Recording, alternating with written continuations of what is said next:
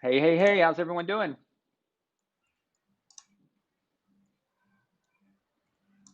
So we have me and Shaq, we have a guest tonight. The Bloody Redcoat. Oh, thank you. Cheerio. Cheerio. Fuckle. Oh no, I lost my game. I lost 25 quid on that total fucking bet. It was such a fucking disaster. I can't believe crikey. that. Crikey. Can't believe that. Chicky monkey. Literally, they had a Sky Bet had a Chicky monkey, 28 to 1 on first touchdown score of the 6 p.m. games. So I put just a little bet on Derrick Henry to be the first because that's not a big stretch. And then literally the freaking Falcons that have been trash all year decided to go and score. Matt Ryan 6 for 6, score a touchdown about 25 seconds before Derrick Henry gets in and cost me like a couple of $100. I mean, for fuck's sake. I couldn't believe it. Oh, well, See? They got their comeuppance in the second. For fuck's sake. They got braided in the second. And your brilliant cussing language, or whatever you want to call it. I don't know what y'all call it over there across the pond. You know, I don't know if you had too much sauce. Not sure, but no sauce. Oh, okay. There you go. How shitty of a coach is Bruce Arians? Seriously. Yeah. I mean, you might as well make Brady the coach, because clearly in that fourth quarter, he just told everybody, "Let's go." Because I mean that second half looked like he was in total control of that, and that was the thing. I ended up switching the games over because I had like the Patriots on the TV and then the Falcons game, red zone on the smaller one, and I was like, okay, screw this, switched it round, and it was far more interesting to watch as painful as it sounds to say it, in the Bucs game than the New England Patriots pathetic excuse for an offense in that game. And we lost Stephon Gilmore. Yeah. Well, he probably got a break. It depends on, no pun intended. Was that an ACL? It seemed like it was. Yeah, ankle. But, I mean, even on that, I'm kind of like, at least the Patriots aren't in the playoffs, so they don't have to depend on him. I mean, it sucks to say that, but it's like you got to look at that because at least you don't have to depend on him for 2 more games at least. So, I'd still rather be in the playoffs, though. Yeah, well, yeah. Such a. Who knows? Who knows? According to some people, they might have a chance next year since there's going to be 17 games. Okay. Let's just say this. The Patriots, I've mentally already was prepared for something like this before the season even started. Okay? I was already prepared for it. I mean, we were hopeful and all that stuff, but if you remember, we were at the point of saying, maybe we can go 10-6, 11-5 if we have Stidham. We were all excited, right? But as each week went by, we started kind of lowering our expectations and then lower and lower. And now I'm at the point now where I'm like, okay, this was inevitable. It was like, okay, the dog's got rabies. We tried to keep him alive for a few weeks, but now it's time to just take him out into the backyard and put a bullet in his fucking head. Okay? And the Dolphins just put a bullet in the head of the fucking Patriots. Okay, that's over. Bruce Arians can suck all the balls on the planet. Bruce Arians, you are a fat, stupid pig fucking retard. And I hate you. And I'm going to come find you. He should be hard. I mean, I should just check any local Burger King in Tampa Bay during practice week, because apparently he doesn't do any of that. Apparently during practice and game planning, he's at fucking Burger King or the fucking Waffle House. Okay? Fuck you, Bruce Arians. And that's my analysis so far. You guys, what do y'all think? Well, as far as the Patriots game goes, well, I mean, yeah, I got to a point where initially I thought, yeah, we can do 10-6 maybe, who knows? And then it steadily come down, and now I'm at the point where it's like, well, it'd be great if we can not have a losing season and go 8-8, but one of the we've got Jets last, which would be fun. They can then be 0-16 if they get slapped on the way to us. But we've got to play the Bills next, I think. So I think us beating them is highly unlikely.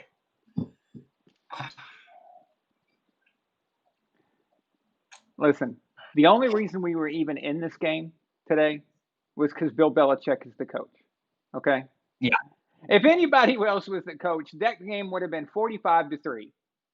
That is how bad this situation is.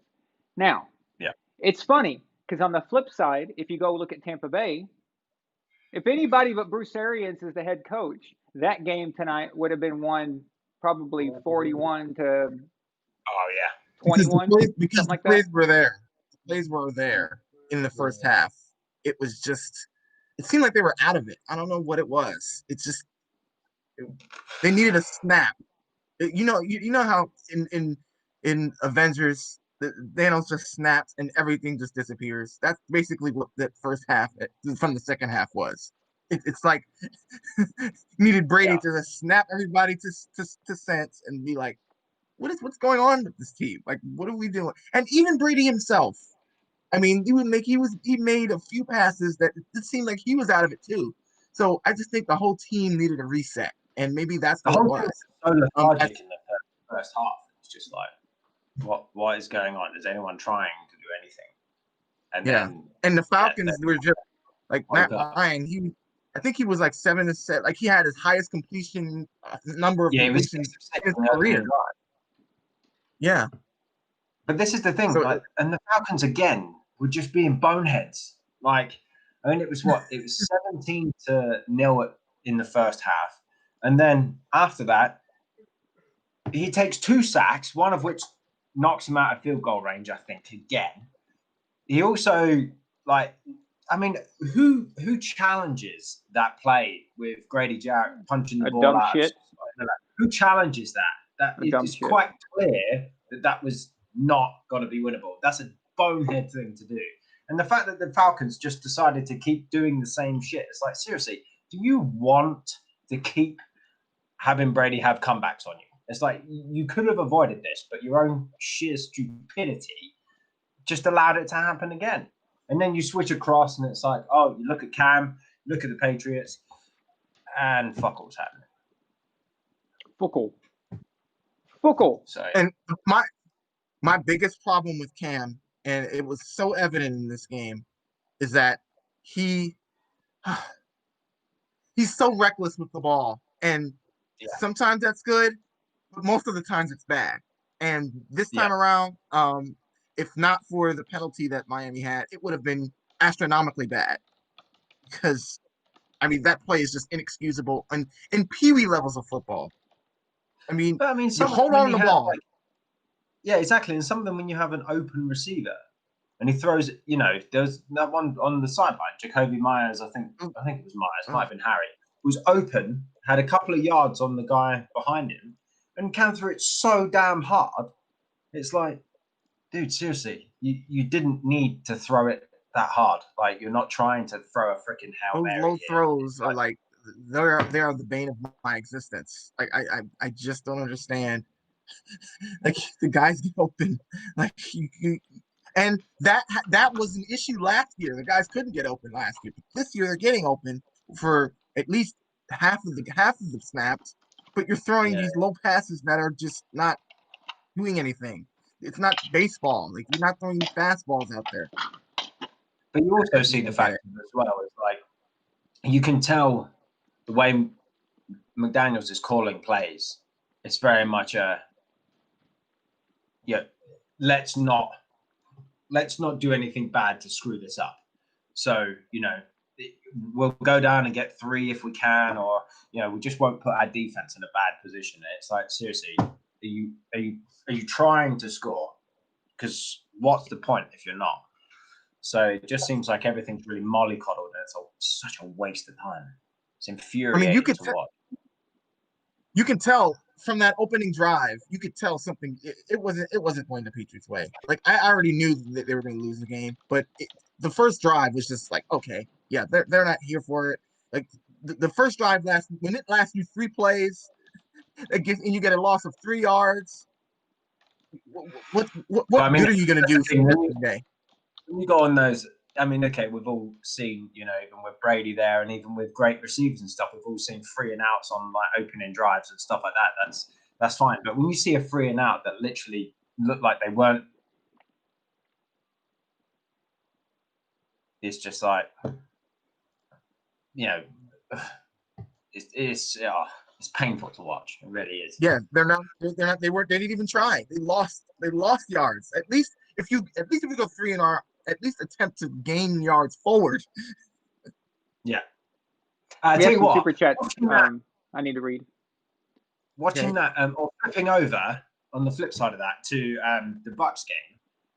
I tell you what, out of all of those Bucs players, LeSean McCoy annoys the shit out of me, because every time he gets the ball, he has to make it look like he's got freaking Tyreek Hill style stepping and just step. It's like, dude, run fucking forward towards the first down line and see how close you can get. Not just step about 15 yards side to side and then go freaking nowhere. It's like, what the fuck was the point in that? I just wanted to smack him around the head. It's like, stop giving him the ball. He's running 25 yards across the field and going half a yard up. It's like, just turn and run straight. If you make 2 yards, fine. You might make 7 yards. Don't do 12 yards side to side. It's freaking pointless. It drives me mad, LeSean McCoy. Every time he gets the ball, that's what he does. We have a $5 super chat from Psycho Mantis. He says, Bill or Brady? That was put to rest. Bill or Brady? Put your hands together. Well, you know what? I agree with what Luke said, that if you put Bill and Brady together, it's like it's over. That's a like I said to you guys earlier, if you literally take that Tampa Bay team and put them in New England with our staff, like, it's over. Like, seriously, the only team that may have done something to them this year is possibly the Saints and possibly the Chiefs, and that's it. Like, they'd be, you know, whatever it. How many games have played now? 15, isn't it? So they'd be worst case scenario 13 and 2. If Bills in Tampa, they already have the bye wrapped up. Yeah. Like, it's absolutely ridiculous how drives me crazy. We have a $2 super chat from Jared Weaver. He says, "Old Yeller the Pats." Yes, exactly. Oh, yes, we just got old Yellered. That's exactly what happened to us. Very nice reference, Jared. We got taken out and shot. We got put down. Mr. A, $10 super chat. Says, "A moment of silence as the curse of Tom Brady still continues against Matt Ryan."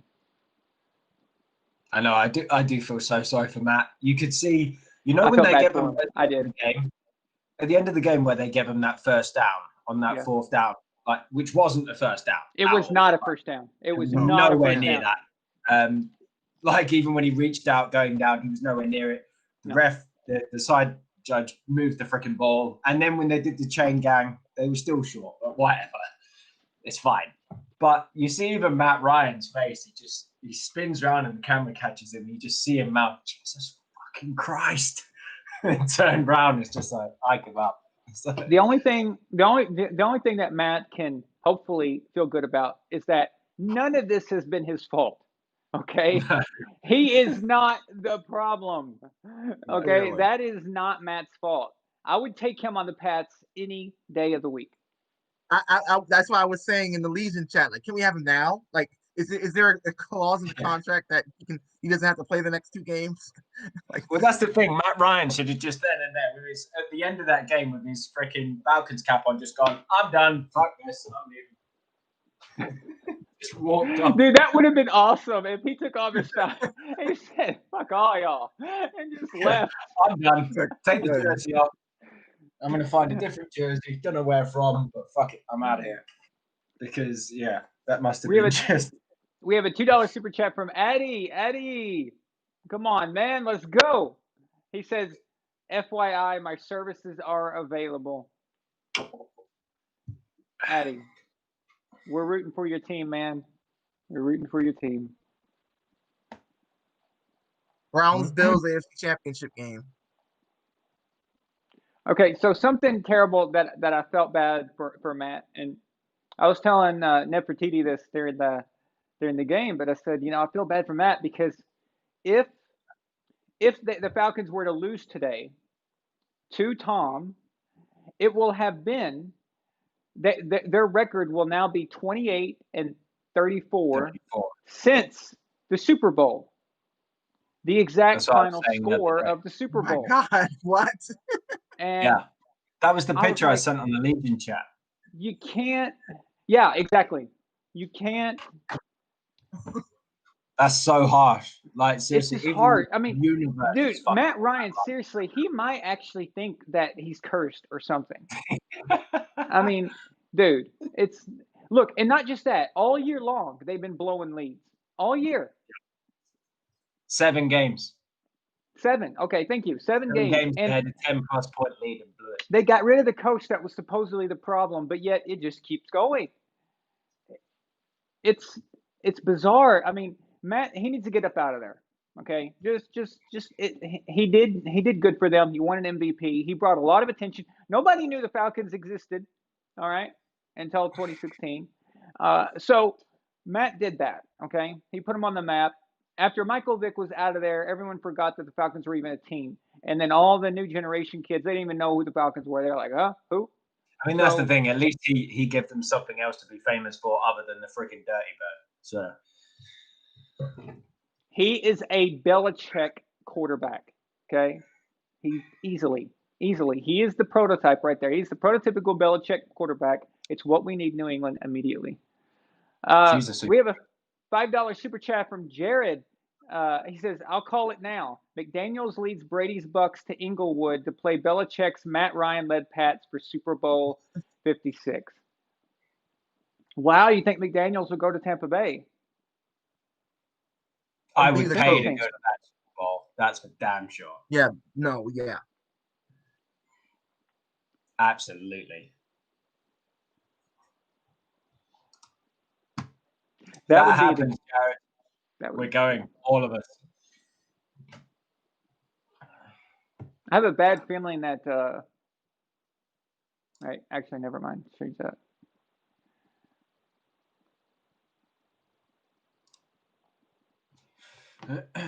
You'll see like I said 2 weeks ago, you'll see an improvement in the Jets, an uptick quite a bit now that the NFL office looked into their situation.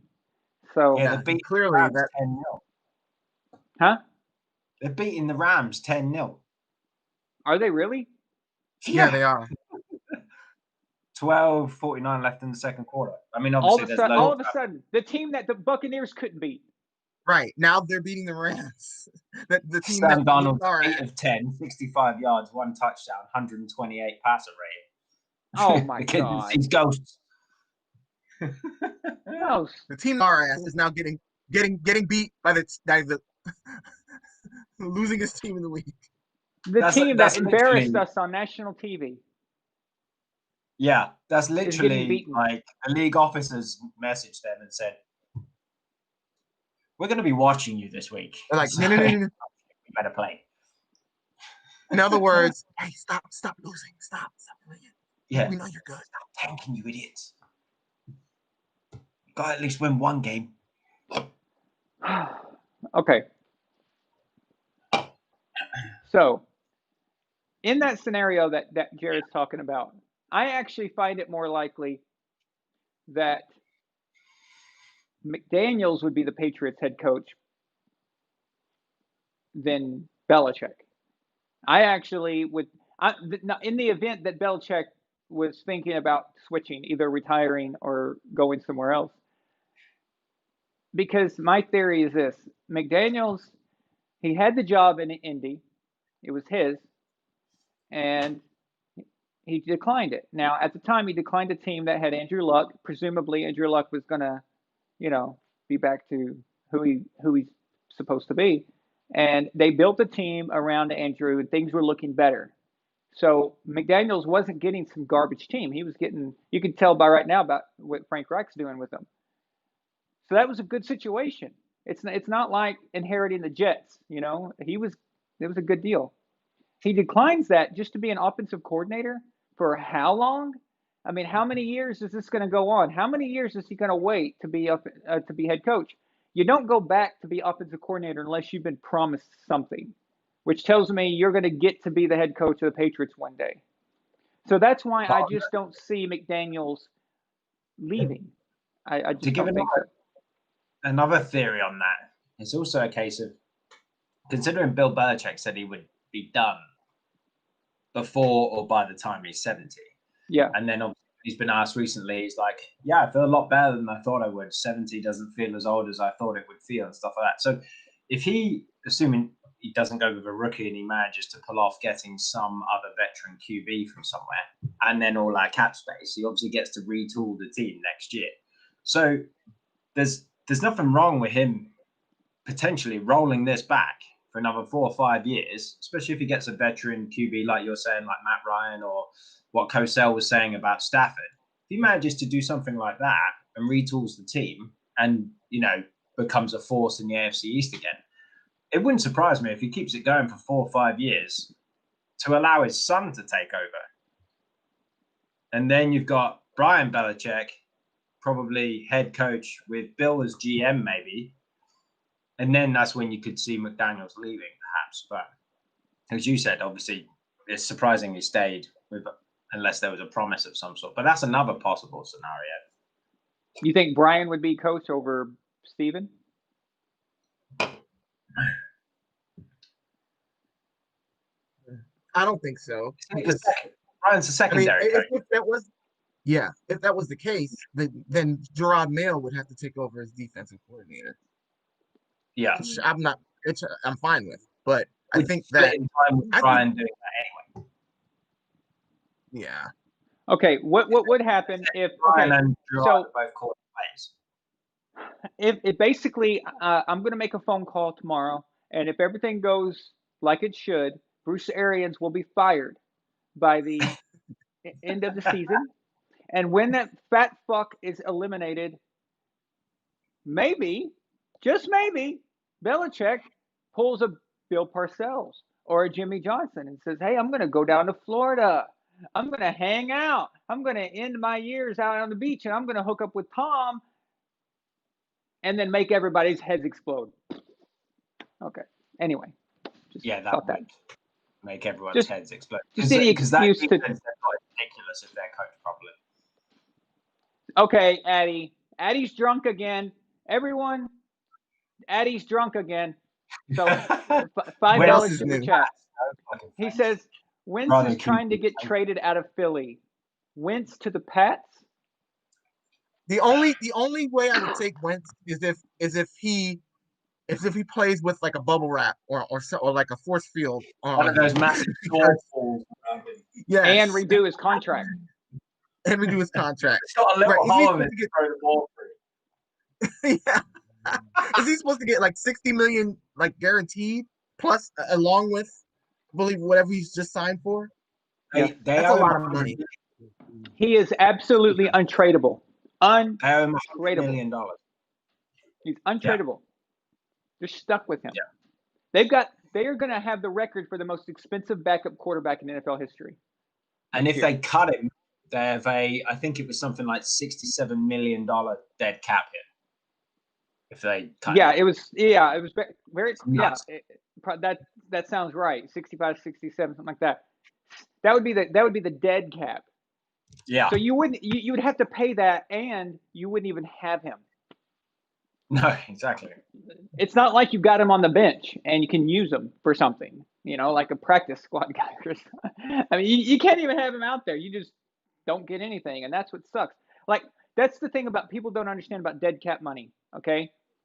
Right this year, we are not paying Cam Newton $1 million. We're paying Cam Newton $14 million. All right, because all that money, all that matters is the cap amount, not the physical dollars being exchanged. It doesn't matter to us or the team how much money that Robert Kraft has to sign a check for. All that matters is how much against the cap it is. And the fact that we had a 13 million dead cap because of Tom essentially means that we've got 13 million invested into the quarterback position on top of all the other guys. Clipboard Torque, how much is he making? Like 2 million probably. And then you've got if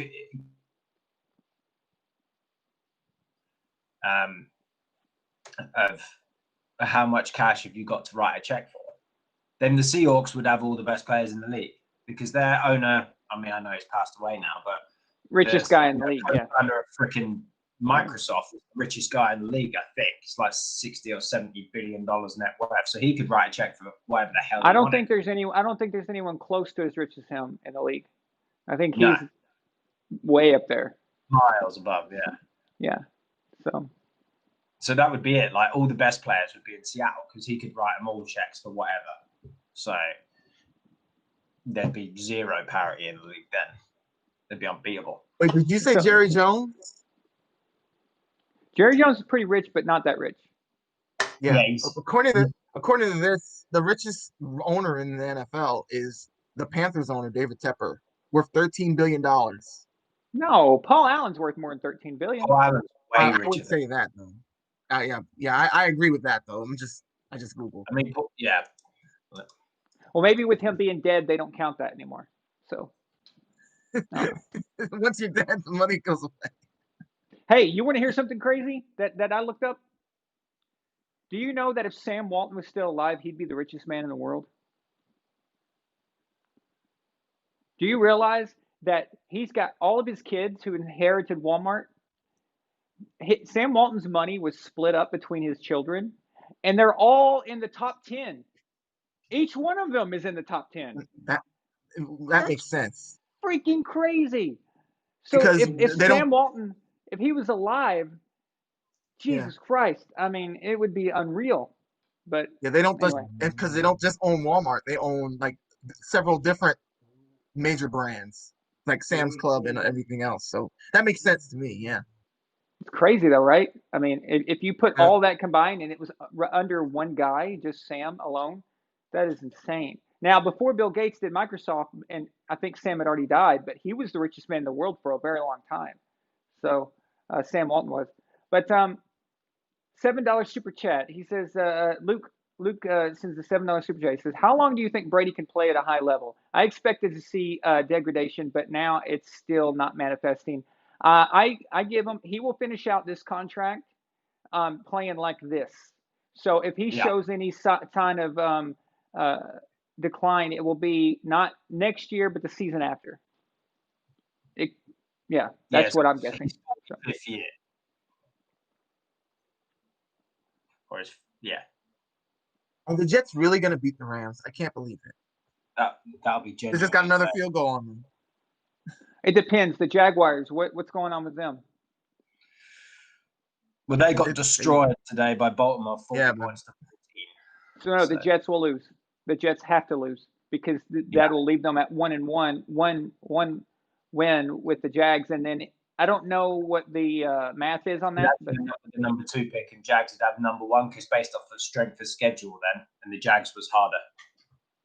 Did you just already know that or something? What if they win this game? I checked it a little while back. What if the Jets win this game and then they beat the Patriots? Fuck off. That's not even funny. Yeah, because then it's not even funny. I kind of want that to happen though.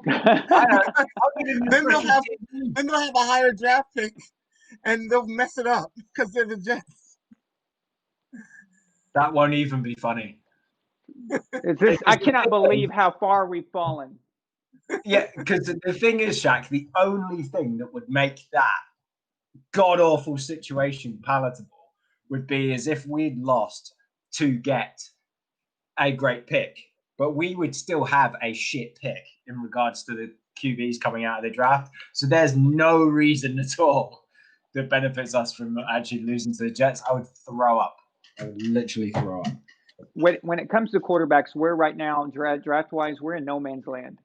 Okay, Yeah. we're in that area where if they're not, we can't get a guy good enough to pick in the top 1 or 2, but he's not a good enough value because he's going to cost too much to get him at 10th. We're just in a very bad spot. There is no Patrick Mahomes. There's no Patrick Mahomes at number 10. At least that I don't think there is. But anyway, so no, we need to trade. We're going to trade. We're going to turn that pick into a bunch of picks. That's what we need to do. But Bill's going to do that. It's not like I'm saying something that's like crazy. It's obvious. So yeah, that's the deal. We've all seen he can't waste that pick on another. I hate Bruce Arians, and I know they won today, but that was in spite of him. Okay, not because of him. And I can prove that, guys. In the third quarter, is Shaq frozen or is he just really still? I think he froze. He's kind of freaking me out. To be fair, the Chiefs are beating the Saints and only by a touchdown, but Andrew Brees has already thrown a pick as well. Oh, good. He came back too soon. I was against that. Oh. Am I okay? Yeah. Well, I don't know. Are you? You went I'm like fine. this. Was I daydreaming? Yeah. You just literally stopped dead. So in the third quarter, talking about Bruce Arians, everything was just going to shit, right?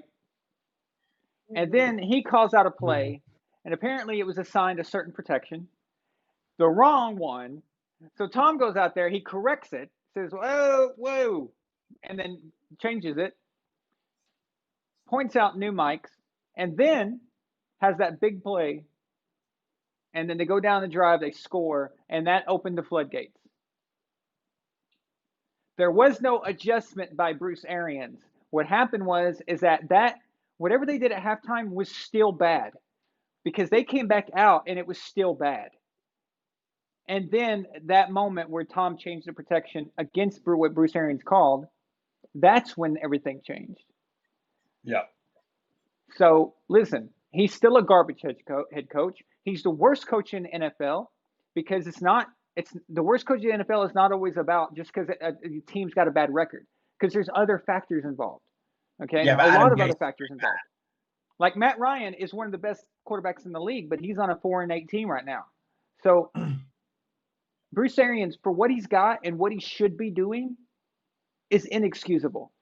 And listen, this crap, getting beaten down by the Falcons up until the third quarter, is not going to work in the playoffs. And the playoffs are just a few weeks away.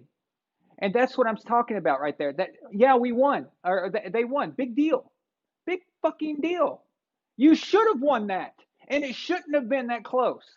Okay? No. So tell me what happens when you get into the playoffs against a team who knows actually what the hell they're doing, not being led by an interim head coach.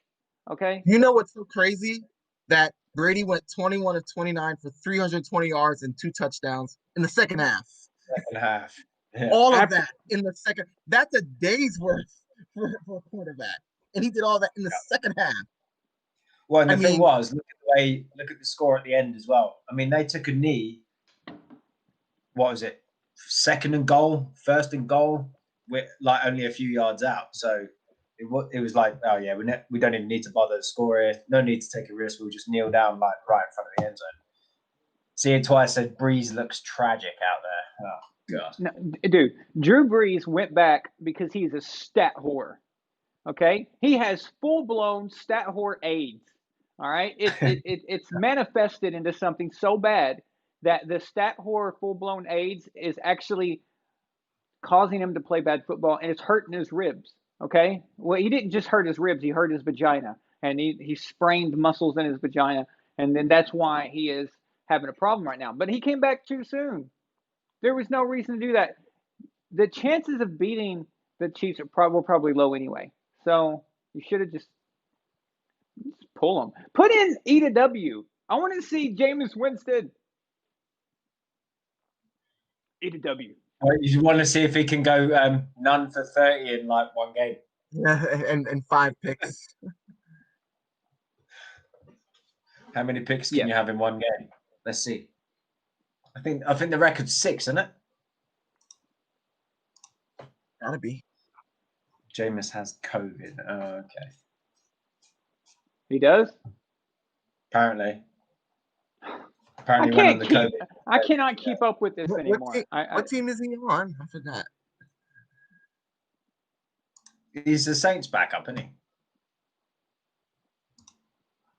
Or he's a Saints backup, I should say.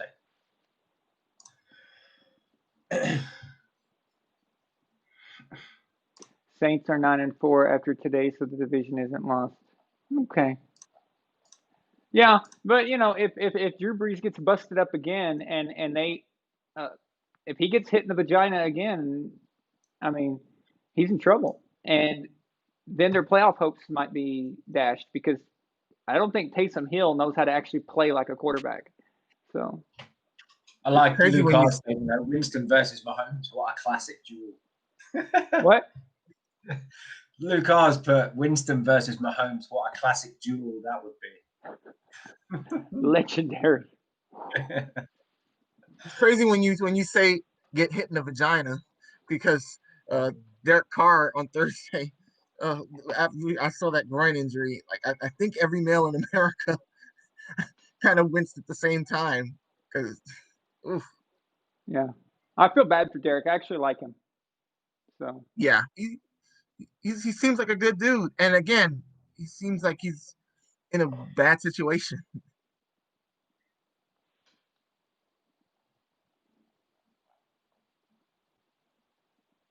Daniel said he might become a Rams fan if they accidentally rescue Trevor Lawrence from the Jets by losing.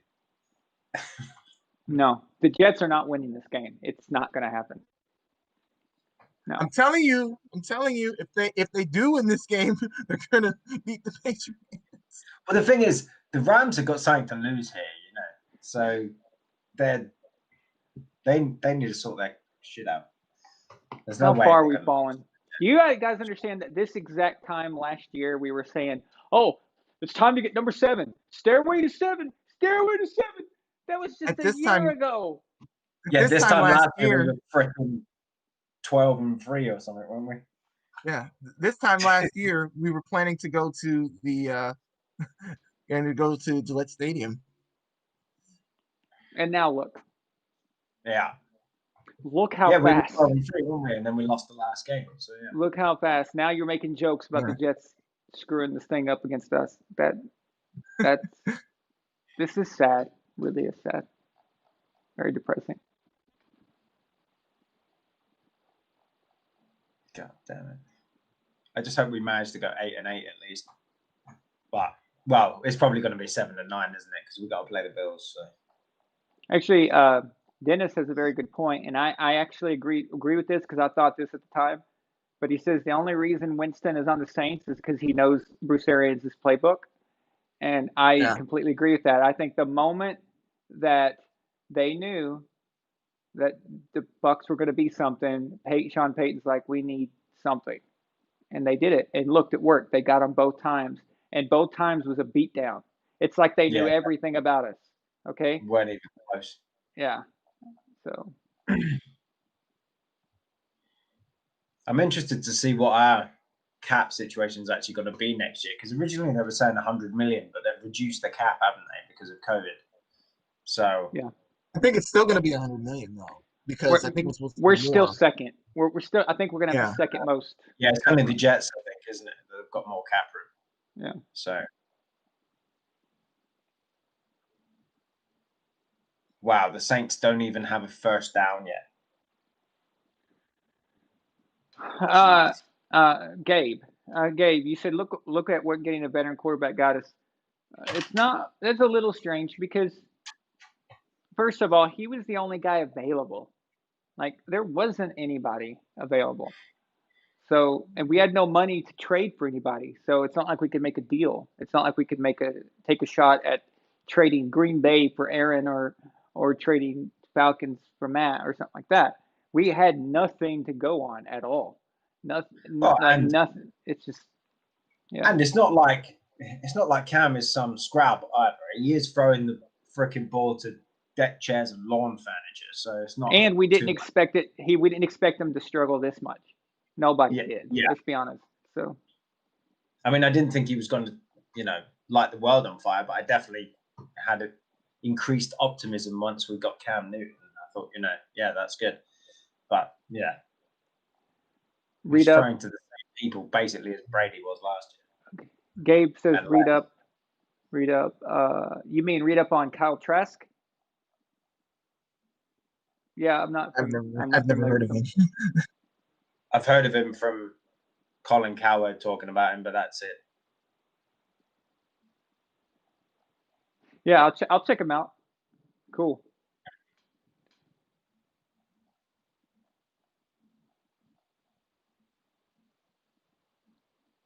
Oh, okay. What? That's who Kyle Trask is. The only Trask I know. He's a Florida Gator. Oh, Gabe's team. Oh, yeah. Okay. So is he really good for us, or is it just because he's a Gator? Yeah, exactly. I was gonna say the only Trask I know is Amy Trask, the lady from the Raiders who's on TV. I was gonna say Trask Industries from X-Men, the guy who created the Sentinel robots, Dr. Trask, Bolivar Trask. Any X-Men fans out there? No. Yes, maybe. I don't know. Yeah. Zach Wilson from BYU if we draft a QB. Yeah, I don't even look at college quarterbacks until the season's completely over, and I start researching for the draft. I have no idea who these people are until then. No, exactly. So, wow, Jake says the Saints have got 90. Is that negative 95? What? Is that real? Yeah, it's negative. I believe he's right. Yeah. Ouch. What, they're going to have a freaking fire sale or something? So they're literally, this is literally their last in the red. This is it. Yeah. This is it. I mean, it's over after this. Yeah, this is their crescendo. If they don't pull it off this year, they're screwed. Negative 95 million. Holy shit. Man, that's going to take some interesting cap manipulation. And the Eagles are minus 64. Holy crap. That Eagles have -4. I can believe that. So. Negative 64. Negative 64 million. I mean, Jesus. That's what happens when you sell or you sign a quarterback that's not proven he's $100 million quarterback. Listen, too many of these damn teams, they sign quarterbacks, and you know what the excuse always is? And I heard this excuse on my own group on Facebook. You know what that excuse was? Oh, but it's the market value. Market value my dick, okay? I am not giving $100 million to a fucking guy who's only been played one decent season for me. Screw that. He can go. He can leave.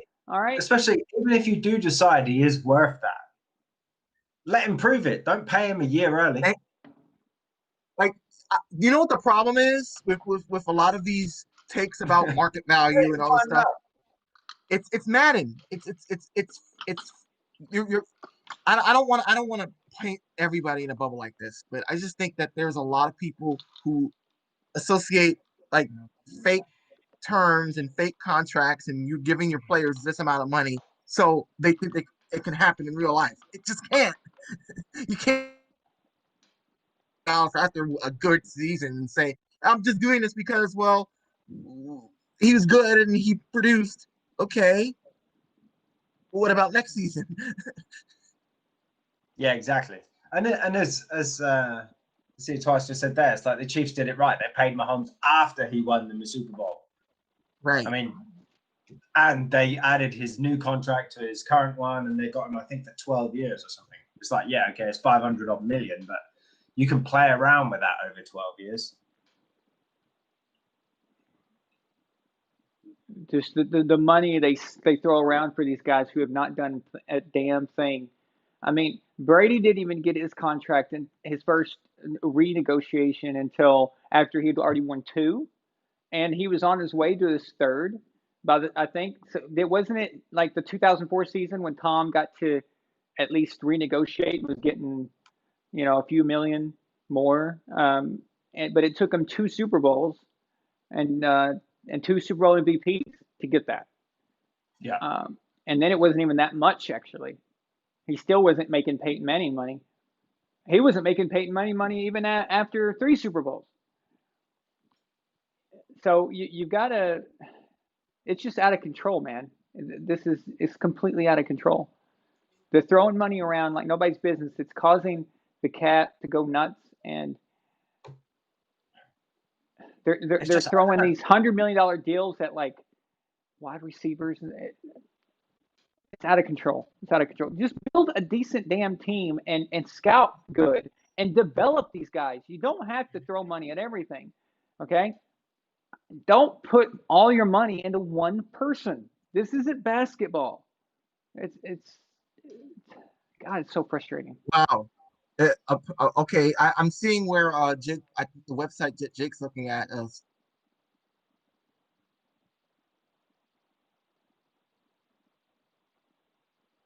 million. Eagles are gonna have negative 64 million. Steelers are gonna have negative 20 million. Chiefs are gonna have negative 15 million. Yeah, there's a lot of teams who are in the red. So many teams got so much negative. I mean, I know we were poor this season, but fucking next season we're fine. How's every other team going to ratchet next year? Wait a minute. It could be something to do with the COVID thing. So yeah, after when they lose a guy from COVID, that money I think is still in the reserve money, but then they were allowed to sign new guys to the squad. And yeah, okay. Yeah, but that still wouldn't back into this year, didn't they? Still not enough though. I don't. Pats are number 3 at 69 million. 69, nice. Gronk would like that number. Jets are second and Jacksonville's first. Alex Jester, actually, Alex's real name is Zach. But Zach, you think the Pats should throw money at Dak? Why? Dak screwed himself. And Dak wants $40 million a year as well. Yeah. His agent should be shot. Okay. I would have signed that thing so fast. Okay, guys, think about what Cap was getting to do before the season started. He was being offered a contract that is more money than all 3 of us combined could make in 1,400 lifetimes. Okay, and not only that, it was to have a guaranteed job for the next decade of being the quarterback of the most famous football team in the world. Most famous sports team in the world. Okay. Like pretty much anywhere you go in the world, people know about the Dallas Cowboys. What the hell? Yeah. It's all known about. How stupid do you have to be to not sign that? And I don't know the system in the States that well, but I'm pretty sure one of the things they keep talking about as well is he would have had no state tax. Texas, so, yeah, I don't think so. So he would have Dak would have made a lot more out of that money compared to the guys in California. Well, that's what I'm saying. It's so stupid. And then he goes out and gets hurt. Badly. Yeah. God. And the thing is as well. Go on, Shaq, go on. I was gonna say, at least if you're not signing the contract for, any type of other purposes, sign it for yourself. Think of it as an investment in yourself. Like they're investing in you, and you're investing in yourself, so that you have that type of leeway, and so that you can, if something like that, an injury like that happens to you, you're good. Now, And let's be honest, if you do sign that contract, right, and say you sign it for 5 years, and it is what it is. If you have the first 2 years of absolute superstardom, MVPs, Super Bowl MVPs, whatever, there's nothing to stop you 3 years early going and saying, I want a new deal. Like, as much as freaking players do it all the time. Right. You just secure your contract for yourself. And then, yeah, if you want to come back to it, you come back to it and renegotiate stuff. But bloody hell. Oh, my God. Breeze is 0 for 6 and 1 INT. Brilliant. And not just that, though, but honestly, the Cowboys did give Dak some pretty good things to work with. For several years in a row, he had the best offensive line in the league. He had a great running back. Well, we think was a great running back. I guess the jury's out on that one right now, but I think he was pretty good. But you had some things going there, is what I'm saying. Right. Can't see that. What does it say? Yeah, it's too bright. I've never seen this on this app before. It's the one that I use for all the stats and the breakdowns during the game. Breeze is 5 attempts, 0 completions, 0 yards, 0 touchdowns, 1 INT, passer rating, nothing. No. He doesn't have a passer rating at the moment. Whereas Kansas City is like 12 for 20, 119 yards, 2 TDs, 110 rating. Man, Breeze is really not showing up for the old guys right now. Like, what the hell? No, he's not. It's only just started the second quarter and they're 14-0 down. Jesus. Luke sends a $2 super chat. This is intriguing. He says, has State Farm been influencing games since 2019? Yeah, that was the rumor last year, too. I would say before then. Jesus, man. I guess we could always check Gematria. Oh, my God. See if there's anything with State Farm and, Aaron Rodgers, Patrick Mahomes, see if their birth dates sync up with their menstrual cycle and all that other stuff. How's that work? Like, very strange. So we could look into it. Because State Farm's jingle was written by Barry Manilow. Barry Manilow is related to I don't know. It's a crazy rabbit hole. I like that. Manilow's name starts with an M. Mahomes starts with an M. It's interesting. Manilow has seven letters in the last name. Patrick has, I believe, 7 letters in his name. Actually, I think what the deal is, it looks like the State Farm is a very good marketing agency, and they're very good at understanding people, like how people react to things. And they saw, look, Aaron Rodgers is getting oral sex done on him by the announcers every night. Sign that guy. And then when Mahomes, after week 2, people are going, "Oh my God, it's the greatest thrower of all time." They're like, "Sign that guy," Look at that. I swear to God, if I hear Tony Romo say Mahomes magic one more time, I'm gonna go over there and kill him. I swear to God, like, he pisses me off. Mahomes magic. Oh God, that was the greatest run of all time. Yeah, and then they show him run, and he's going like this.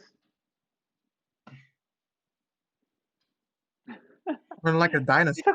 Like what? Brady in a slightly faster speed. It's like Brady on 2.0. Just like freaking giraffe running around.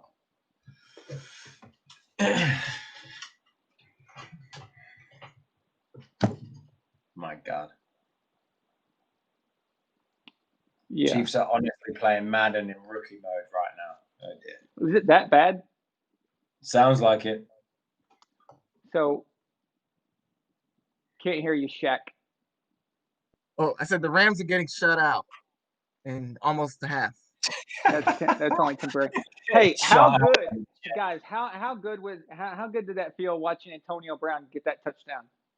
That was awesome. Yeah, that was cool. Do you see how happy he was and Tom's reaction to that? That was good stuff. When he went on his knees and did all that. It was like, I did it. I scored. Finally. Yeah. I've actually got a decent play for Tampa Bay. Wait a minute. Does State Farm have some kind of deal with Chris Sims? Oh, the Chiefs are actually punting. The Sims is a douche. They do? I didn't even know the Chiefs had a punter. No, apparently they do. And he's actually just made a punt. Wow. Maybe now New Orleans will start actually playing the game. But when I saw during the play as it was happening, when I saw Antonio Brown had a step on the defender, I was like, he's got it. He's got it. Because I knew he would catch it. He's not like those guys on the Patriots. Okay, that's not N'Keal Harry out there. Okay, that's Antonio Brown. I knew he would actually catch it. So I was like, this is over, and then there it goes. So I was just hoping he didn't overthrow him. Like he I'm did. sorry, you see how pissed off he was with his. I mean, first you get me on Tony Michelle, and now you get me on him. Well, do you see how pissed off Tom was with himself when he overthrew Gronk in the end zone in that game? So it's like smacking himself in the head. I'm on my male menstruation period right now. I'm very angry. Okay, so very upset with everything. So just very annoyed. I'm annoyed that just everything. I don't want to get into it, but yeah, I'm just annoyed. So, but that's a good stat. It's weird. Like I don't know who I want to win this game, because if the Saints win, that's bad for Tom. Yeah, they clinched the division. But if the Chiefs win, that's just annoying. So I think I'm going for the Chiefs. So yeah, I can't see the Saints, because the Saints have to lose the rest of their games to even have. They'll end up 11-5, and obviously if the Tampa Bay win out, they'll be 11-5, and they'll have the head-to-head anyway. Really? So it doesn't matter. Yeah, it doesn't matter. It makes no difference. No. Not as Damn. well. Not. I mean, they're 10-3, aren't they? So there's 2 games left. So the worst they can be is 11-5, and that's the best that Brady's team can be. And they lost to them twice, so it doesn't matter. Wait, they're 10-3 right now? Yeah. No, if they lose the rest of their games, they're 10-6. Oh yeah, of course. Bloody hell, So yeah. Tampa can still win the division. Yeah, of course. What am I on about?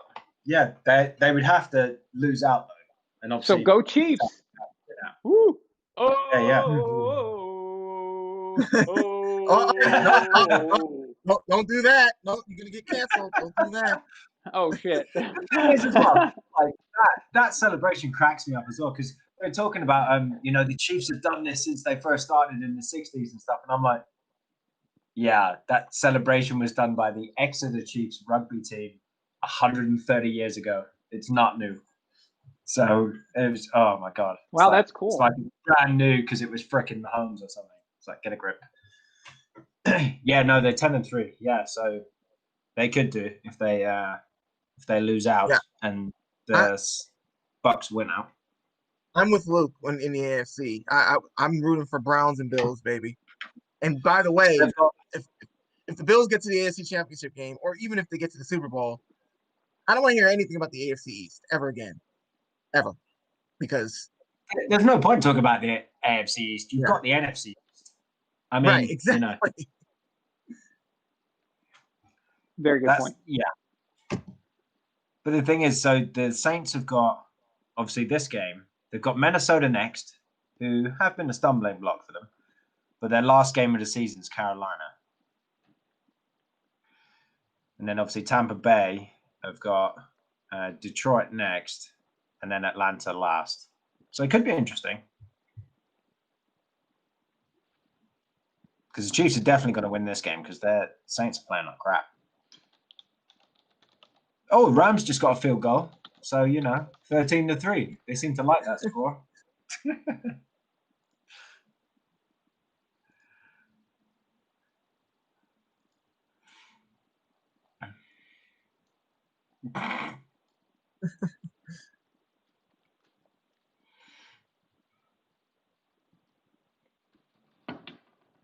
Is that the You want us to start hashtagging that?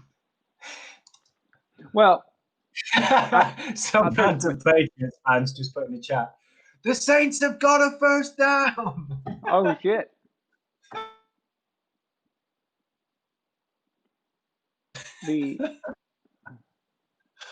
Oh my God. Saints get a 38-yard loss. First completion from Breeze. He's not -3. Yeah, but now they've got a 3rd and 10. Oh man, that's sad. Man, they are playing like trash today. What is going on? I mean, How come everybody's safety. talking about? How come everybody's talking about Tom can't throw anymore, but nobody says anything about Breeze? Have you seen him try to throw the ball? They just almost had a 60-yard freaking touchdown or something. They just made a completion of, it's got to be like 50 yards or something.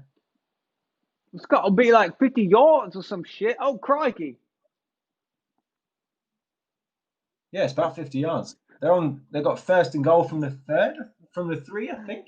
He didn't hear me. I did hear you, but I was watching the play. And I was glad it was because that little honey badger piece of shit does my head in. Bollocks to you. What you waiting for? The £5 you're gonna pay me? Oh, fuck off! I'll find it myself. No, they didn't give it. Wait, Taysom Hill just tried to Taysom Hill? Yeah, he tried to. He didn't get in there. No. 2nd from the 1. So.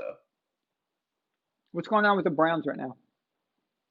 They play tonight. I was going to say that's Sunday Night Football. Isn't it? Who they're playing?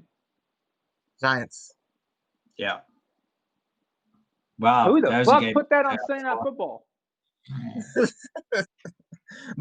If anything, the Saints and Chiefs should have been Sunday Night Football, but yeah, that's the NFL for you. No offense, Addy, but do I stay up until 1:20 a.m. when that game starts? So like 4 a.m. ish finish. Browns versus Browns versus Giants. No thanks. Well, I hope the Browns crush them because I want Addy to be happy. He deserves happiness. He's his whole life his team has sucked. So it's one of those games. My whole life his team has sucked. So it's one of those games though. It's like, apart from obviously wanting them to win for Addy, normally I could not give a shit what happened in that game. Like seriously, it's like, oh, this team beat that team. Yeah, what they were playing, I don't know. So see it twice. Since a $5 super chat, he says, "Don't get too excited for the Saints. Deep State Farm isn't going to let them win this." So we have a deep state in the NFL, and it's State Farm. That's cool. All right, I like that. State Farm is the evil empire. They're the ones pulling the strings. Okay, so they're like the Rothschilds and the Rockefellers of the NFL. They're the people behind the Federal Reserve who is actually in control of everything. It's State Farm. Okay? Don't forget that. To be fair, an AFC East team is actually beating the Rams 13-3 at halftime. The Rams are a fan of that score, clearly. Mm-hmm. Arizona just scored again against Philly, 26-14. So, bloody hell. One thing I noticed is, what the fuck? They have a lot of commercials, though. I mean, It seems like every other commercial is a State Farm commercial. Yeah, or a bloody Baker Progressive commercial. Oh, yeah, exactly. So over here, I have to make the choice of watching Game Pass and putting up with, delays, adverts over there in the US. So some of them are okay. The food ones are good. I like watching those, but the other shitty ones I can't be arsed with. Or I have to watch it on Sky. And the analysts on Sky, you've got Jeff Reinbold, who's okay analyst, I guess. You've got another chap who who's on the Bears 85 Super Bowl team. I can't remember his name. He's quite good. But the actual Sky presenter is garbage. But he's so annoying to listen to. He's full of crap. So it's kind of like you have to put it on mute when the game's not actually on the screen. Guys, look at Addie's message here. I bet he's never typed that before. This game has huge playoff implications. Has he even used that phrase, playoff He fucking Googled that phrase. Where did he learn that? Yeah. From us. Addie, where did you learn the term playoff implications? Really? From the NFL website. Come on. That should not be in your vocabulary, son. See, I told you, you learned it from us. What a weird world where on the same night that we're talking about that our team just got eliminated from the playoffs, Addie's team is talking about, oh, we got flexed to the night schedule because of playoff implications. That is so 2020, right? 2020, man. Yeah. I'm trying to work out Anthony Preston's comment to me. What did I say? Oh, I think he's talking about RuPaul doing the Christmas commercials. Have you seen any of those? RuPaul? Yeah. RuPaul is still rapping alive? for Old Navy. Yeah, he is. And he's on those commercials rapping about Old Navy. Oh, yeah. Okay. Yeah. Gotcha. I had noticed one weird thing. Every time there's an NFL apparel show, commercial, like the NFL jerseys and stuff, it looks like a freaking rap video. Every one of them. Do you also notice, though, I've been looking at this last year. The last couple of seasons, at least, that I've been watching this on Game Pass, I've had a look at those adverts specifically to see. There's never any Patriots jerseys in that advert. No, there never are. Nope, I'm so glad you said that. And the ones over here, too. The ones over here I've watched as well, and there's never Patriots jerseys in it. And I'm like, Jesus, man. I mean, they call us Evil Empire, but fuck. Even with Brady on the team, they still never show like it would never show any Patriots apparel. No, they would nothing. Do you remember in 2016, with the year Brady was suspended, the entire season, the NFL didn't have Tom in any of the promos when he was always in the promos, and he wasn't anymore. He wasn't on the website. It was like he didn't exist. They just took him off of everything. See it twice, $5 super chat. He says, sorry, Addie, but Baker's too progressive to get past Deep State Farm this postseason. Yeah, if only progressive was involved. Okay, is it just me or does the Saints freaking linebacker, Anzalone, does he look like the fucking Witcher or what? Is that Thor? It's the Saints linebacker, Anzalone, but he looks like the Witcher. Oh, you're talking about the guy who looks like you with the wig on the show, Witcher, yeah. The blonde. No, yeah. He's talking about Jim. He's talking about Henry Cavill or whatever his name is. Oh yeah, Henry Cavill. Yeah, Superman. No, I just meant his actual character, the Witcher. Yeah, the character with the white long hair. Yeah, he does look like him. Random.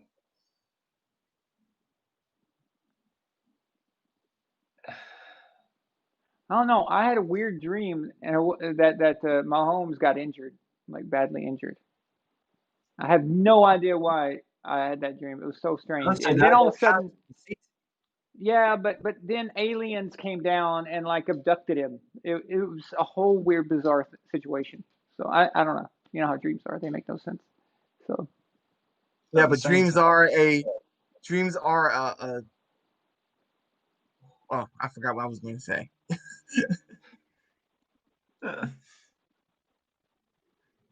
So Taysom Hill just scored the Saints. It probably had something to do because I was watching a replay last night when I was going to bed. I was watching a replay of the AFC Championship game from 2018. Yeah. So like something got in my head. Yeah. So probably. Yeah, he's creeping into my head, guys. I don't know, something's going on. Like it's weird.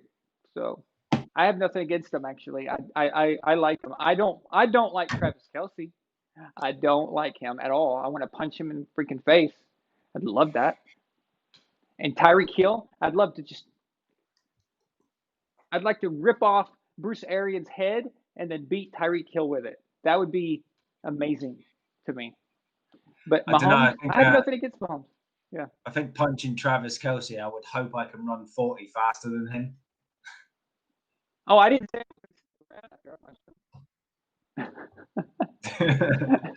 the goal is to, stick and move. But I know what I was going to say. I remember what I was going to say. Their dreams are pictures of our subconscious minds. So there's something in you that's maybe it's not in your conscious, but in your subconscious, you kind of wanted that moment for Mahomes to something happen to him, but it hasn't yet. So I don't know. My God, I hope not. Because could you imagine if it did? Yeah. Now I do know that sometimes I dream things and then they come true. So maybe it's not wishful me wanting that to happen. Maybe I'm actually seeing the future. So, Yep. I'll tell you guys something, but I don't know if you'll believe me. I mean, I've told people this before, but there's no reason to make this up. I don't know why anyone would, but in 2007, the night before the Super Bowl against the Giants, I had a weird dream, and I was invited to the Patriots party to where they were leaving New England. You know how they're like having a go away party to the Super Bowl, and they were having that, and all of a sudden everything got real dark, and there was clouds coming in, and the Giants team stepped through the clouds, and we were all wearing Patriots Super Bowl rings, and it said 19-0. And the Giants walk over, and then Tiki Barber, who's not even on the team, he quit. All right. Tiki Barber walks over and takes off Tom Brady's ring, and somehow he was able to like re-sketch it to say Giants Super Bowl champions. And then I woke up and I thought, yeah, that's just me being afraid of losing the Super Bowl. It's your fault. So that's what you're trying to say. It's your fault. It's all your fault. I watched that game, right? I managed to convince a friend of mine to go and do some work for me, basically. And I managed to watch that game while I was on deployment. And yeah, had to suffer that shit. And it was your fault. Okay, blame me for that one. But the second loss to the Giants is Melania's fault. Now, I've told you guys that before, but she's going to have to give me the green light to tell that story. But it is her fault. I still blame her for that to this day. It is her fault. It's absolutely her fault. And what's even weirder is that it was the first time she ever met my family. So me and her had only been dating for like a month and a half. And I said, hey, you want to go to Arkansas with me and meet my family? We have a Super Bowl party every year. It's like a family reunion / Super Bowl party. And she goes, yeah, cool. And so she went, and that was the Giants Patriots Super Bowl, the second one, the 2011 season. And yeah, she put some voodoo on the Patriots. She did. It's her fault. There's a comment here by Copycat saying the Falcons owner was probably on the sidelines again. I have to jinx them. I'll never. One of the greatest moments in football history is during that Super Bowl 51 where Arthur Blake's like wife, who's like 40 years younger than him, she looks up at him and she's like, because he's over there having a nervous breakdown. He's like, oh, and he almost pulls her arm he's out holding of her hand, doesn't he? Yeah. That was awesome. She looks so depressed, just looking at him, looking pissed. But wait, Shaq, if I dreamed that Tiki Barber took our ring from us, how is it my fault? Doesn't it mean that I just dreamt the future?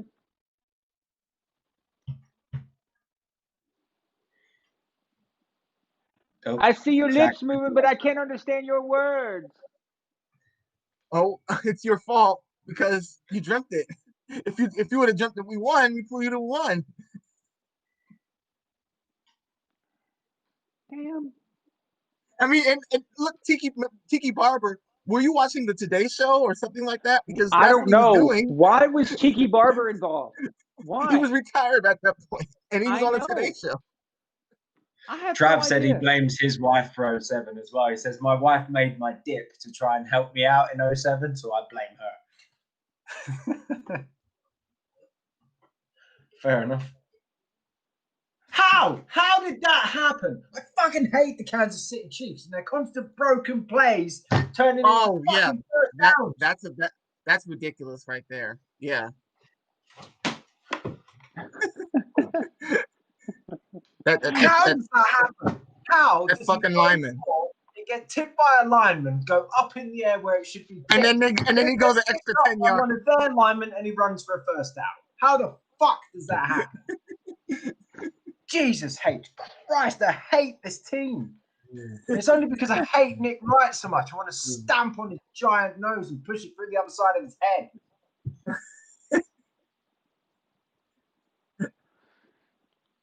Okay, Shaq, it's your turn to have a meltdown, and it will complete the night.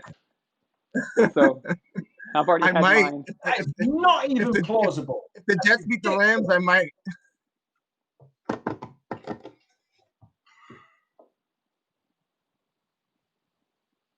Now they said illegal touching. What is illegal touching? Good.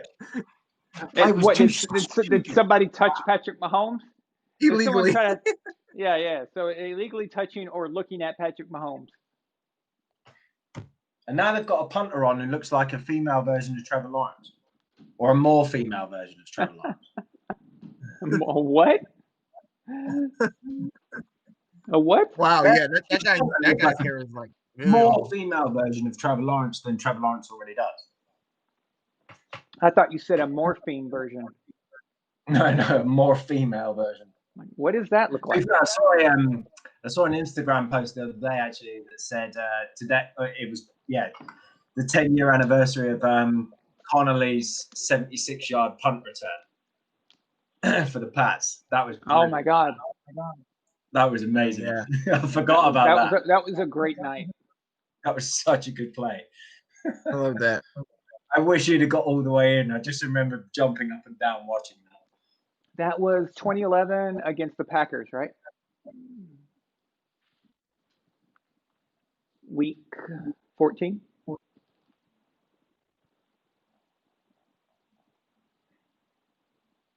Anyone? What was that? That play, it was against the Packers in 2011, right? Week 14. Yeah. That was the home quarterback game. For the Packers was Matt Flynn or something like Matt that. Matt Flynn. Flynn, yeah. And he almost got the better of this.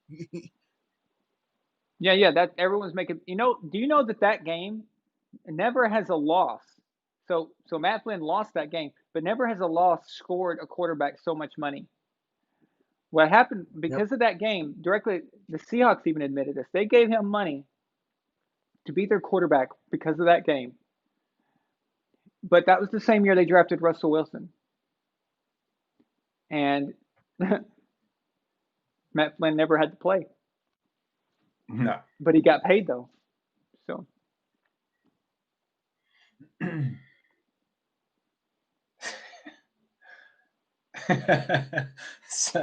Some random Patriots fans for illegal breathing refers to breathing on almighty Lord Patrick Mahomes and the best. Not the greatest of all time, Aaron Rodgers.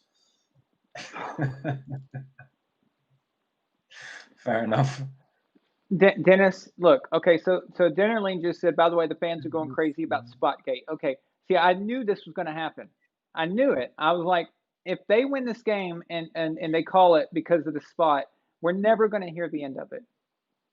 Nothing Tom does can be simple. Nothing. It doesn't matter. It makes no difference. Even though we all know that even if it wasn't a first down, if they called it correctly, we all know it wasn't a first down. If they'd called it correctly, Tom was going to just do his little quarterback sneak, and the game was going to be over anyway. So we all know this, okay? But, hey. People's hatred for Tom is so crazy, it's so blinding that everyone loses all perspective, all just any kind of logic or problem-solving capabilities or anything like that. It's just unbelievable. $5 super chat from Addy. He says, let's get this settled once and for all. The Patrick price or the Rodgers rate? Interesting. Well, I think the Rodgers rate sounds better. So we'll go with that. I did see the I think what is the latest advert today, which was Rodgers he turns around and says, thanks for the Rodgers rate. I might even let you win today on the golf course. And obviously the guy says to him, there is no Rodgers rate. So he instantly changes club, goes to a driver, runs up, smashes the ball, and it's like hole in one. And it's like, okay, fair enough. How many of these freaking commercials did they make? Do you think Chris Sims cried when he saw that commercial with Aaron Rodgers playing golf and he wasn't invited to be in it? He's still crying. He's still crying because of that. If he was in that commercial, he probably wouldn't get any lines because he'd just be singing to him and the director would get pissed. Like, no, follow the lines. Yeah. He'd keep ruining the tape because you'd hear in the background, oh God, oh God, oh God. That was such a good line. Oh God. Oh, I love you. I love you. I love you, Rodgers. And just to let you guys know, I'm not exaggerating what I was just doing. That was literally what he was doing in that interview. He was going, oh God, oh God, oh God. That's what you should do. You should what you should do is you should mute Aaron Rodgers and just put Chris Sims to himself, and it'll make it look even more crazier. There's all his responses to what Aaron Rodgers says. Oh God. So Aaron Rodgers is like, I watched Brett and I watched how he moved and everything. Oh God. Oh God. Oh God. It's so funny. Everything he says. Even it's like, yeah, I was thinking about getting some practice in before the season starts. Oh God. Oh God. Like anything he says, no matter what. I think we just went into our own little world and completely left the viewers behind on this one. They're probably always going, what the hell are they talking about? Hang on a minute. What? That's got to be a joke from some Patriot. Oh, no, it's not. The Jets just scored again. You gotta be fucking kidding me right now. How did they all of a sudden know how to play football? It's off. How amazing is it going to be if they fuck up their own chances? They're gonna beat. They're gonna beat us. I swear to God. Oh man, that's amazing.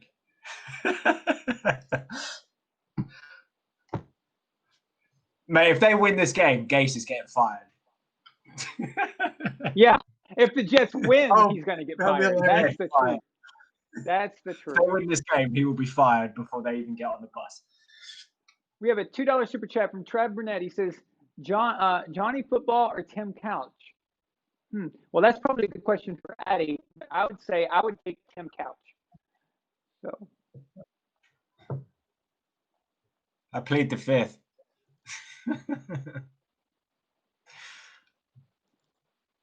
$5 super chat from See It Twice. Daniel says, let's get this settled. While we're at it, is it Drew Fabree, airs it out, or Drew McRib, available for a limited time? Oh, man, too soon. How long have you been thinking about that, dude? Too soon. That's really good. Oh, I hope Chad Johnson's watching. He's a big Saints fan. That'd be funny. So.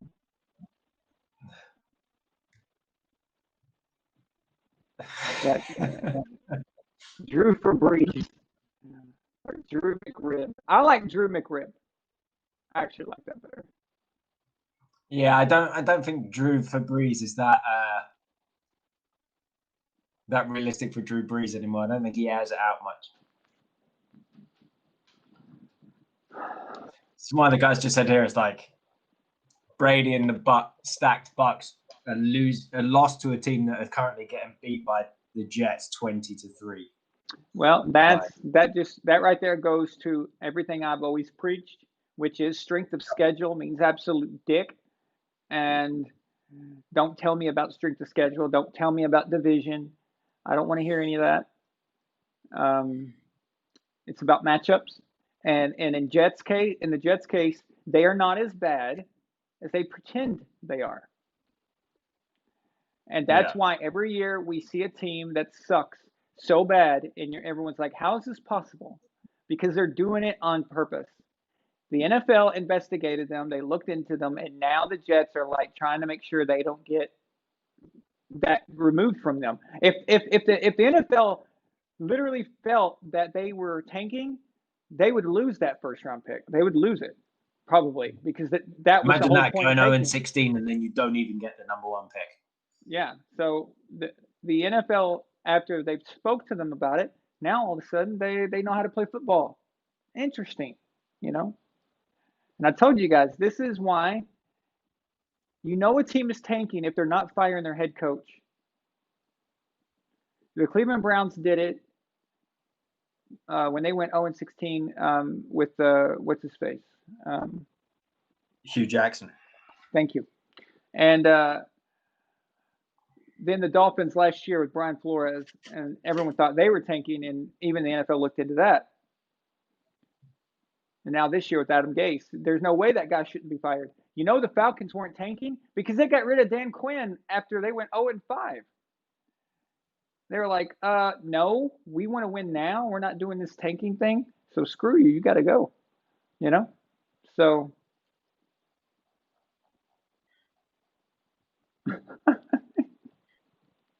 read Addie's recent comment.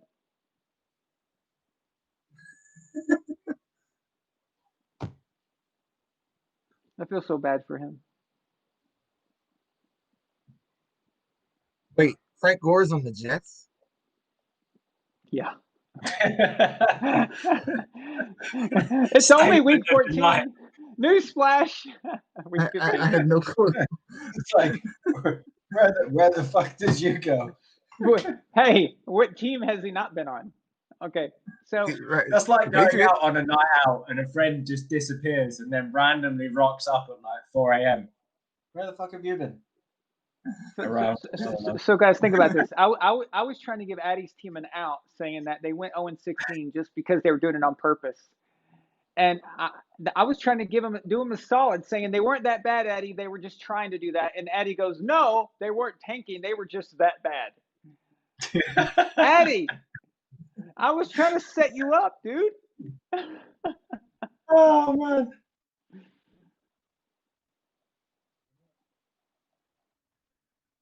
Copycat. Oh, go on. That was a freaking first down as well. Breaking news. What? Did Drew Brees break another vagina muscle? Yes, Gore's making his way through the AFC East. Next year, he's going to try to get on with the Pats. It's not like unlike Fred Taylor, who did that too.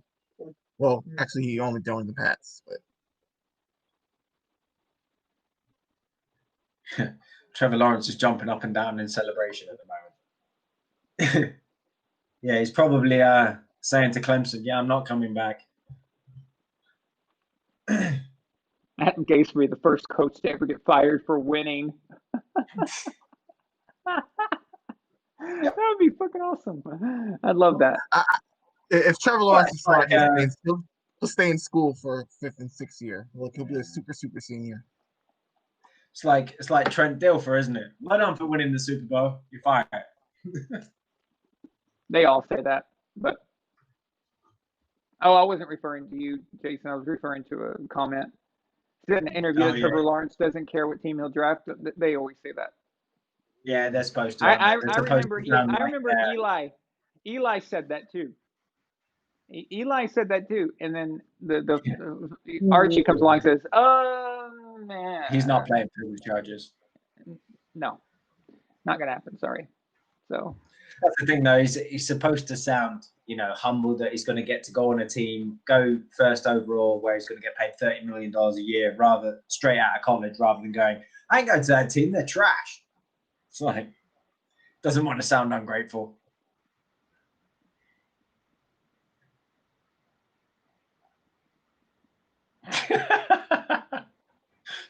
Look at Addy's last comment. Let's be real here. For a 67-year-old guy, Gore still has some wheels. True. Oh, brilliant. Some random Patriots fan says something interesting here. He says the Chargers won that situation. No, they didn't. The Giants won 2 Super Bowls on the back of Eli, so no, they didn't. That's an interesting take. I've never heard that before. Yeah, I don't know how. Well, remember, I think it was last season, one of the first live shows of yours I came on, and we discussed something like this. And Jalen was on as well, and he was talking about like drafting quarterbacks and stuff like that. And this was a discussion he and I was having. And I said, you can't, if you draft a quarterback and you get told he's going to win you 2 or be a key factor in you winning 2 Super Bowls, you'll take that, right? Whereas with Rivers, they didn't get that. So I don't know how they won that.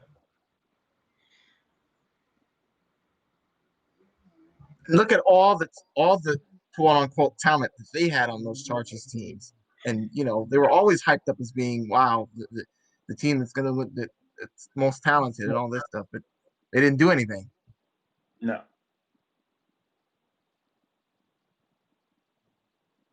For whatever reason, it just worked out for Eli in New York, I guess, in the end, right? So.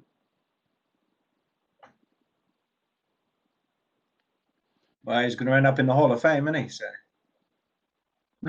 Fortunately.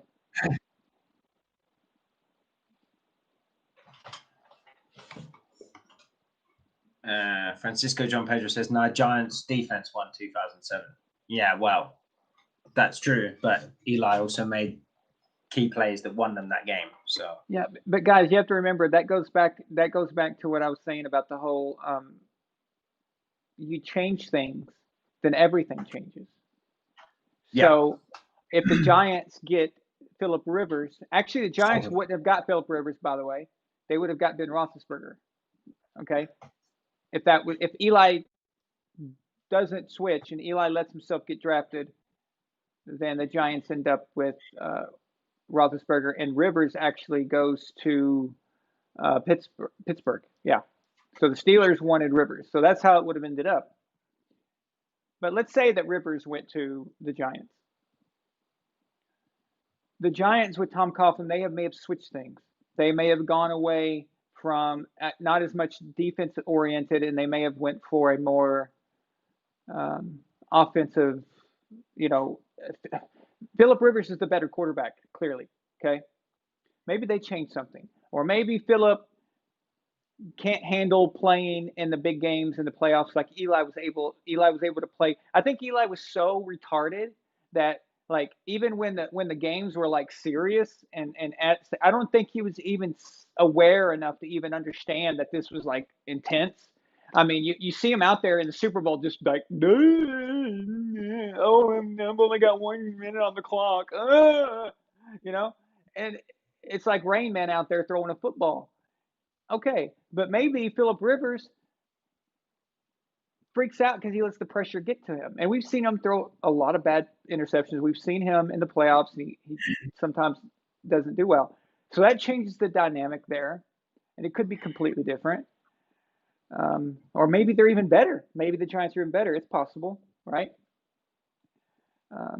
But what if they get Phillip Rivers and then the push to get Phillip Rivers to play is different or not as intense as it was with Eli, and then Kurt Warner doesn't get benched? So let's say that Kurt Warner doesn't get benched, and because when Kurt got benched, he actually had the team actually had a pretty decent record at the time. If Kurt finishes the season, who knows what will happen after that? So everything is altered. Yeah. So it's definitely a ripple effect. But what we do know for sure is that Eli got 2 Super Bowls, and that's all we can go by. But you would think that Phillip Rivers would make the Giants better. But he also had a lot of stacked teams, guys. He had a lot of stacked teams for the Chargers. He had one of the best running backs. He had LaDainian Tomlinson. He had a great team. They had guys all over that squad. 2 different times Gates. that Rivers had Super Bowl level teams. Couldn't get it done. So, and Eli never had the same roster that Phillip got. Okay.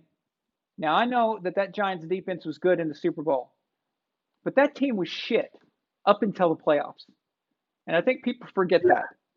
That was not a good team. Okay. And it's a miracle they were 10-6. They turned it on when they had to, but it wasn't like that team was just full of, superstars. But Phillip Rivers' Chargers teams were. They blew it in 06. They should have beaten us. We went into their house, and that was it. Tom Brady was throwing to Walmart cashiers. Okay, that was atrocious. And he beat them. That was even after Tom playing a crap game, too. So yeah, Francisco, everyone's aware that the helmet catch wasn't the last play of the game. Obviously, we all watched it. But in both of those Super Bowls, Eli made plays that allowed them to win at the end. And that's what we're talking about. So we're not... That's better. Testicle difficulties. But let's not forget, though, that in 2007, Brady's back-to-back games were Phillip Rivers' Chargers and Eli's Giants. So the AFC Championship game was against Phillip Rivers. Super Bowl was against Eli. Now, you say, what about coaching? The last time I checked, Marty Schottenheimer is a pretty damn good coach. Right? Yep. And up until that point, I think everyone would agree that Marty Schottenheimer was a better head coach than Tom Coughlin. Correct? Yeah, absolutely. So I don't think coaching can really save him on this one. And I think the second time Norv Turner was the coach, the second time they had like a really good dynamic there. So I don't know. I don't think coaching did it either. Listen, I'm not a big fan of Eli as far as getting him in the Hall of Fame or whatever. I have nothing against Eli either, but no. He did make the plays. He is, yeah. That's what he is going to end up in the Hall of Average. So yeah. So yeah, they fired Marty Schottenheimer. It's the first time a guy ever got fired for going what was it? 14-2, 15-1, something like that. He got fired. Crazy. So that was stupid.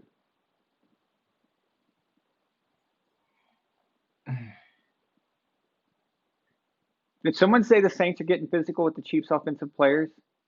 Yeah, it sounds like it. Yeah. Uh-oh. Yeah, I agree with Luke. That should have been Tyreek Hill. My dream. Yeah, I know. That's what I was just thinking. Yeah. So what are you guys gonna do if Mahomes gets taken out today? I'm gonna say to you, Aaron, we have on a Tuesday and a Friday, I think, over here, the Euro Millions. I want to know what the goddamn numbers are for Tuesday. Yeah. I want to know, am I going to... If Mahomes gets injured right now, you better give me 6 numbers off the top of your head. Ooh, go, Kamara. All right, deal.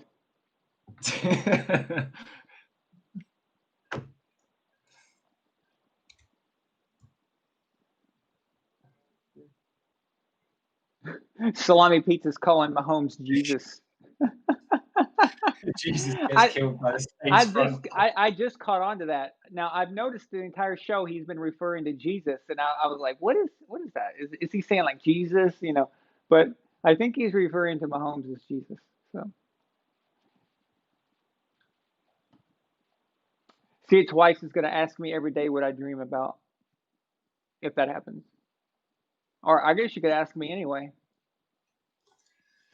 You want me to keep a dream diary? We can turn it into a series. Aaron's dream any diary. numbers that come up in it, I want to know what they are. I think between 1 and 60 or something is the Euro Millions. I won't lie. I've prayed during football games before. I've done the standard that everyone has, like the superstitious thing, like. No, I mean straight up praying, like making deals, like I'm talking dead serious. Just pure deals. Brilliant. Yeah. Like you won't eat, or like won't smoke, won't eat. I'm talking a complete negotiation, an absolute negotiation, a serious one, not a joke. I've only done it 3 times. Brilliant. The first time was against Seattle in the Super Bowl.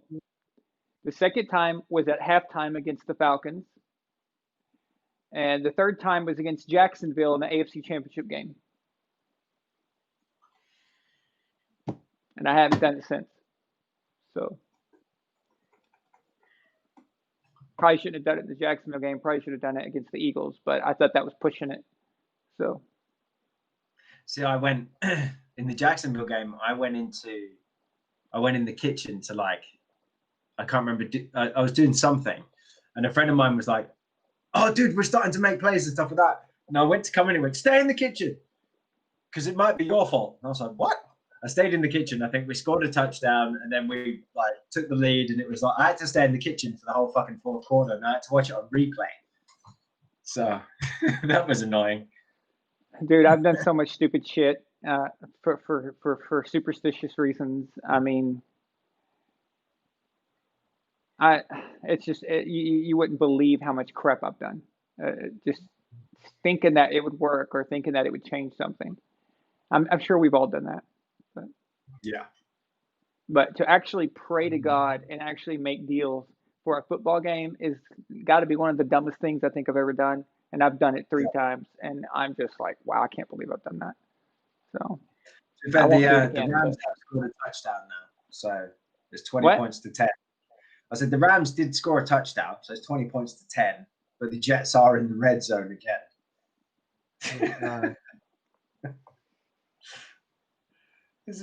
Sam Darnold has 113 passer rating at the moment.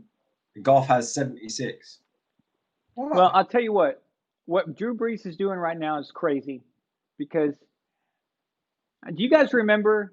I can't remember exactly when it happened, but a few weeks I kept telling you guys I hurt my rib. Remember? And when I would come on the air, I'd talk about how I messed it up. All that happened is that I was in America when this happened. This was at the end of last year. So my chair there is not the Stalin Special. So it's actually a real chair that's not a total piece of shit. And it has armrests on the sides. And my cat, I was trying to reach down and pet the cat walking by, and I slipped, and the armrest caved into my ribs, and I bruised my ribs. Just from that. Dude, it took almost 3 weeks to stop hurting. 3 weeks. That's just from leaning over trying to get to my cat. So, Drew Brees broke his ribs.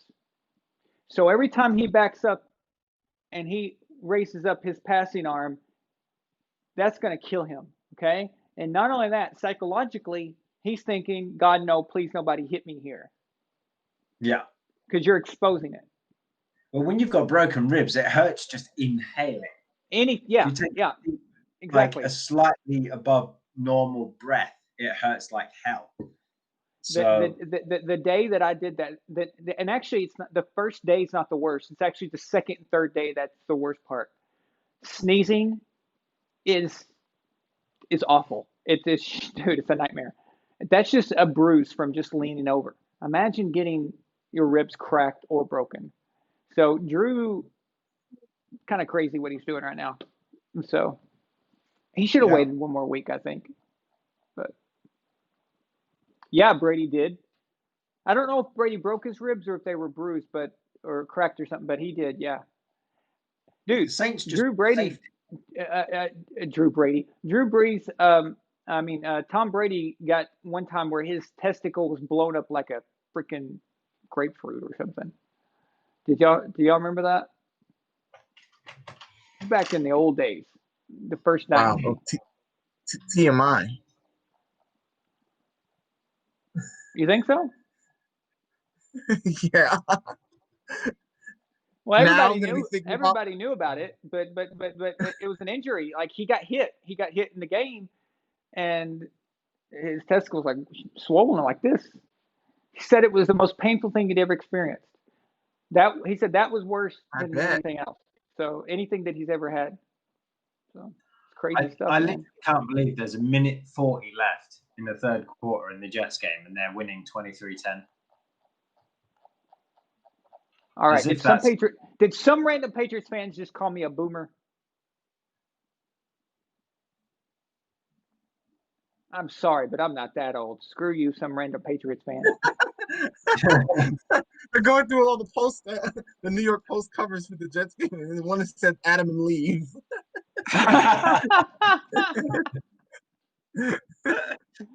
Oh, I like that. That's funny. Seriously, Adam Gase is they're gonna be talking about him tomorrow, having got fired for winning a football game. So you almost had it, Adam. Almost.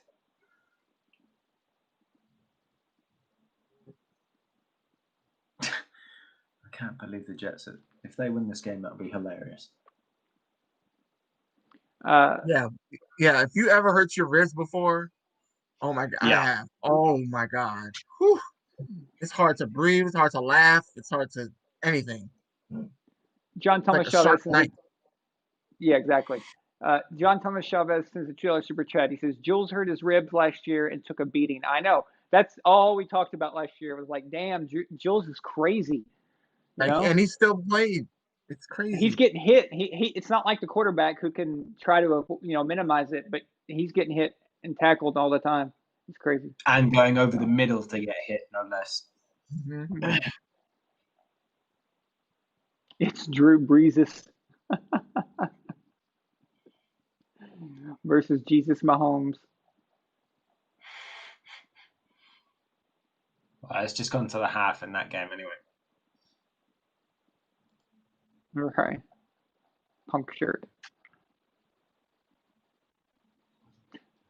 All right. Well, I think this has been a good show. So yeah. I'm going to wrap it up though. I'm going to watch the rest of the game. So rest of the night, rest of the day. So, if you guys want to carry on this conversation, all of y'all out there, of course, we have the group on Facebook, Fun Sports and Facebook group. So I'll be there bitching and complaining and stuff if you want to continue. So become a member and hit the like button too. Helps the channel out. Yeah. Join the YouTube Legion. Absolutely.